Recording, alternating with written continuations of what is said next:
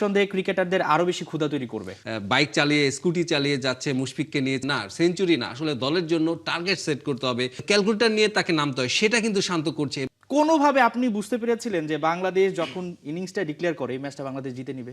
না সত্যি কথা, গতকাল আমি একটা অন্য একটা শোতে ছিলাম, সেখানে কিন্তু ওই ইনিংস ব্রেকের সময় আমি এই কথাটাই বলছিলাম যে অবশ্যই সাহসী একটা সিদ্ধান্ত নিয়েছে, এবং এই বাংলাদেশের যে চেঞ্জেসটা, এটাতেই আমার সবচেয়ে বেশি ভালো লেগেছে যে এই ম্যাচটা আমরা জিতেছি, বাট অ্যাটিটিউড, বাংলাদেশ দলের মধ্যে যে অ্যাটিটিউডটা এসেছে, এবং ক্যাপ্টেন যে চ্যালেঞ্জটা, ওপেন চ্যালেঞ্জ নিয়ে ইনিংস ডিক্লেয়ার করে দিয়েছেন, এই যে মানে সাহস, আমি বলে দিচ্ছি তোমাকে যে আমি এই ম্যাচটি জেতার জন্য খেলছি, তুমি পারলে আমাকে ঠেকাও, এই যে চ্যালেঞ্জটা পাকিস্তানকে দিয়েছে, আসলে এটা আমি মানে এর আগে আমরা অনেক ম্যাচ জিতেছি, ইভেন রাউলপিন্ডিতে আমরা ম্যাচ জিতেছি, পাকিস্তানকে হারিয়েছি, বাট এই যে অ্যাটিটিউডটা, সাহস, মানে গলা রুচিয়ে ম্যাচ জেতা, টেস্ট জেতা, এইটা আসলে আমরা ইংল্যান্ড অস্ট্রেলিয়ার ভিতরে দেখি, আমরা এসে যে দেখি অনেক সময় এরকম চ্যালেঞ্জ জানিয়ে দুই দল মাঠে নামছে, তো বাংলাদেশের এই অ্যাটিটিউডটাই আমার কাছে সবচেয়ে বেশি আকর্ষণীয় মনে হয়েছে।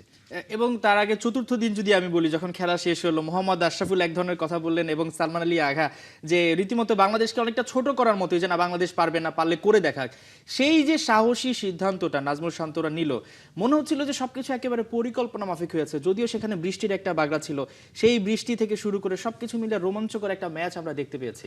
না সজীব, আপনি যেটা বললেন যে সালমান আগা কিন্তু গতকাল আগের দিন তিনি বলেছিলেন বাংলাদেশ সাহস দেখাতে পারবে কিনা, মানে তাদের এই যে একটা বাংলাদেশকে নিয়ে একটা মানে তারা নিজের একটা মাইন্ড গেম খেলেছিল আমার মনে হচ্ছে। এবং আমি কালকে ম্যাচের পরে খুব করে খেয়াল করছিলাম যে পাকিস্তানি মিডিয়াতে কি বলে। পাকিস্তানের মিডিয়া কিন্তু আসলে এটা নিয়ে খুব বেশি না থাকলে ওদের সাবেক যারা আছে তারা কিন্তু ইউটিউব চ্যানেলগুলোতে তাদের মতামতগুলো দিচ্ছিলেন। তো আমি আহমেদ শেহজাদকে একটা দেখলাম যে তিনি তার হাতে ঘাড় লেগেছে খুব সাবেকদের, যে বাংলাদেশ কেন আমাদের আজকে বাংলাদেশ আমাদের, সে বলছে আর কি যে আজ বাংলাদেশ আমাদের তাদের মর্জি মতন খেলার বলছে, এই টার্গেট দিচ্ছে, এই সময় বেঁধে দিচ্ছে, আমাদের দলের কি অবস্থা।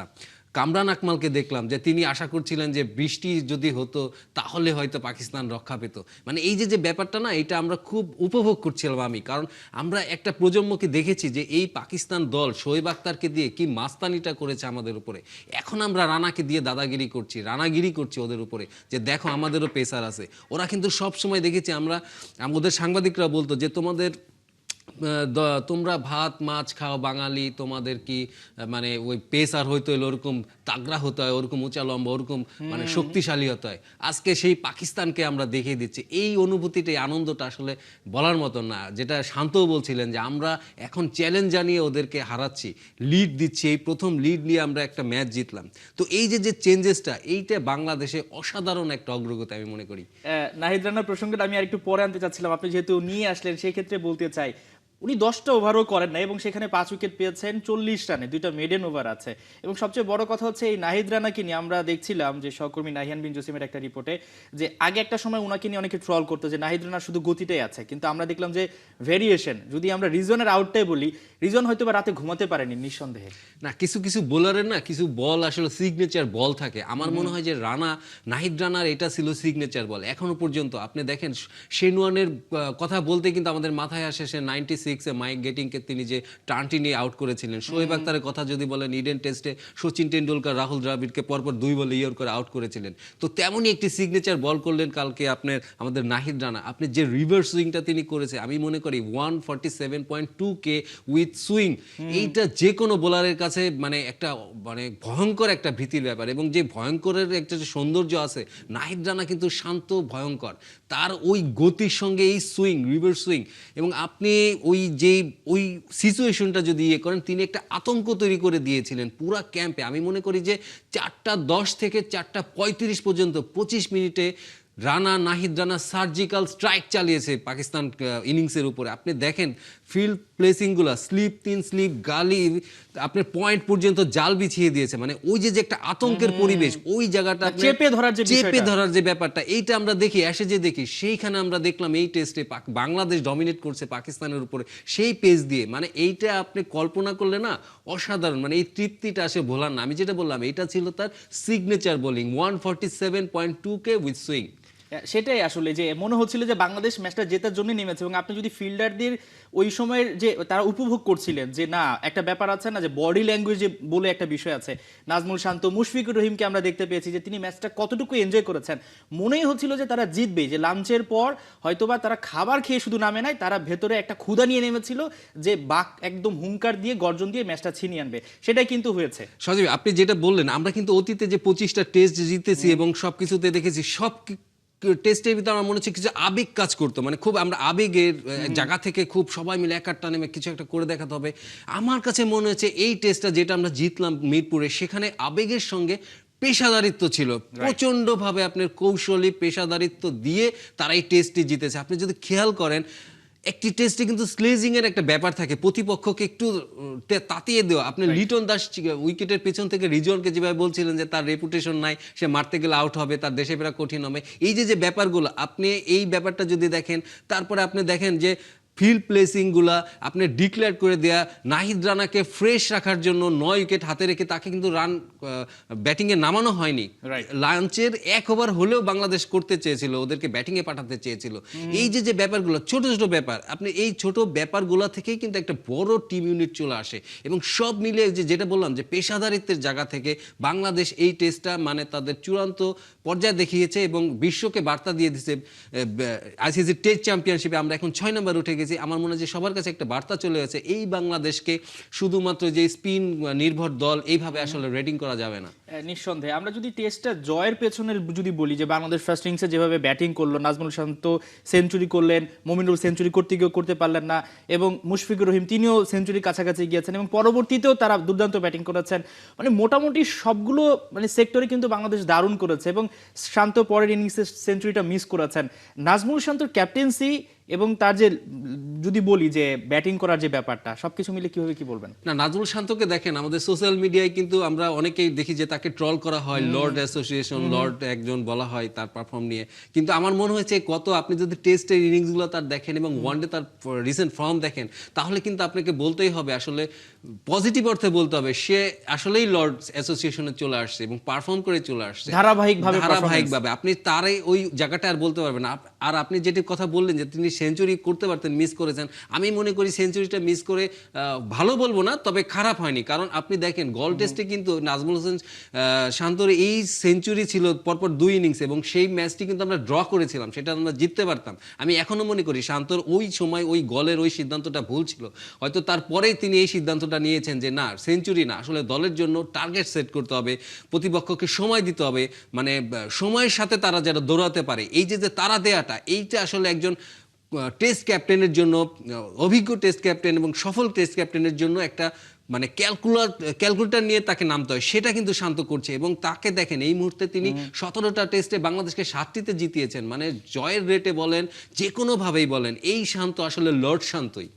সেটাই। আমরা যদি বাকি প্লেয়ারদের কথা যদি বলি, যে মুমিনুল হক তিনিও কিন্তু দারুণ ব্যাটিং করেছেন, এবং মুশফিকুর রহিম, তাদের ব্যাপারেও নিঃসন্দেহে বলতে হয় যে সিনিয়র জুনিয়র সবকিছু মিলিয়ে একটা অভিজ্ঞ একটা প্যাকেজ কিন্তু এই মুহূর্তে বাংলাদেশ টেস্ট দল। আপনি মুশফিকুর রহিম এবং মমিনুল, তারা যে স্কুটিতে চড়ছিলেন, আমার খালি মনে হচ্ছিল তারা মানে একটি স্কুটি চলছে যেখানে নাকি 178টা টেস্ট চলছে, মানে আপনি দুইজনের টেস্ট খেলেছে, প্রায় 178টি টেস্ট খেলেছেন দুজনে। এই যে অভিজ্ঞতার ঝুলি, তারা কিন্তু অনেক বছর ধরে বাংলাদেশ দলের সঙ্গে আছে, এবং মাঝখানে মানে মিডল অর্ডারে তারা যে অ্যাঙ্করের রোলটা প্লে করছে, তারা যে ভিড়টা করে দিচ্ছে, এইটা আসলে আপনার যে কোনো টেস্টে বলেন, যে কোনো ক্যাপ্টেনের জন্য একটি স্বস্তির ব্যাপার। এবং মুশফিকুর রহিমের কথা আপনি বলছিলেন, শান্তও কালকে বলছিল যে তিনি কিন্তু বারবার দলের মাঠে ফিল্ডিং করার সময় বারবার সবাইকে অনুপ্রাণিত করেন, আরেকটু কিছু কর, আরেকটু বাড়া, আরেকটু এফোর্ট দে, আরেকটু এফোর্ট দে। এই যে তাড়নাটা, মুশফিকের এই তাড়নাটা একজন বড় ভাইয়ের মতন, এটা আসলে শান্তকে অনেক রিল্যাক্স করেছে, এবং আমাদের এই কারণেই কিন্তু আমরা বাংলাদেশ দলকে একটা সুখী সংসারের মতন মনে হচ্ছে এই টেস্ট দলটাকে।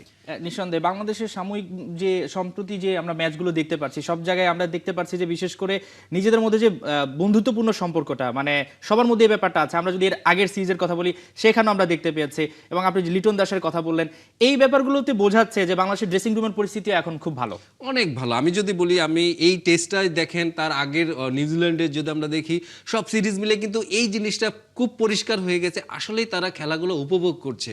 তারা কিন্তু আর আগে একটা সময় ছিল তারা কিন্তু সবসময় কানটা বাইরে ড্রেসিং রুমের বাইরে রাখতো কি হচ্ছে না হচ্ছে, এখন কিন্তু সেটা বন্ধ হয়ে গেছে। এখন তারা আমার মনে হচ্ছে যে একটা দল হয়ে কারা খেলছে, তাদের ভিতর যে তাড়নাটা কাজ করছে, সবাইকে সাহায্য করা, ভালো করা, এই জিনিসটা আসলে যে কোনো দলের জন্য আসলে একটা দল হয়ে গড়ে উঠতে, একটা বড় দল হয়ে গড়ে উঠতে এটা সাহায্য করে। এবং ইংল্যান্ডের যদি বলেন, ইংল্যান্ড কিন্তু একটা টেস্টে তাদের একটা ট্রেন্ড সেট করে দিয়েছে বাজবল। তাদের কোচ ব্র্যান্ডন ম্যাকলাম, তার ডাকনাম বাজ, এই জন্য থেকে বাজবল শুরু হয়ে গেছে, আক্রমণাত্মক ব্যাটিং। আমার মনে হয় আমাদের এই টেস্ট দলে, আধুনিক ক্রিকেটে তো তাই হচ্ছে, ক্রিকেটে আমাদের এই টেস্ট দলের শান্ত যেভাবে তার দলটাকে গুছিয়ে নিয়েছে, আক্রমণাত্মক ভঙ্গিতে তিনি মাঠে নামছেন, সবার ভিতরে ফিল্ড সেটআপ বলেন, ব্যাটিং বলেন, সেটাতে আমাদের শান্ত বলও বলতে পারি যে আমাদের এই দলে এখন টেস্টের শান্ত বল চলছে।